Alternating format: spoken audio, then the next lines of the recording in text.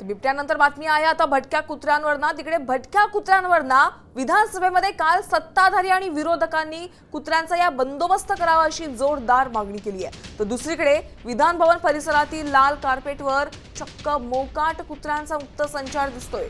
विधान भवनाला एवढी कडक सुरक्षा असताना देखील मोकाट कुत्री कशी फिरतात असा प्रश्न निर्माण झालाय।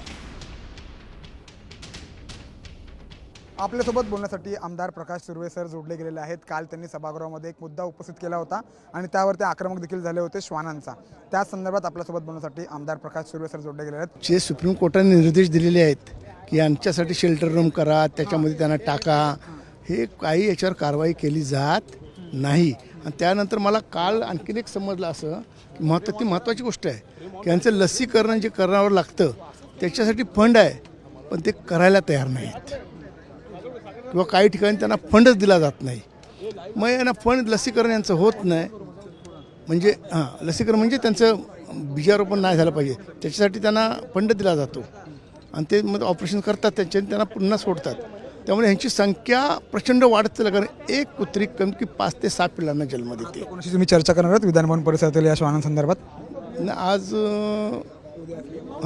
उद्या करणार आहे। कॅमेरामॅन सुशांत सह मी सूरज मसूरकर, 6 पाटील मॅडम।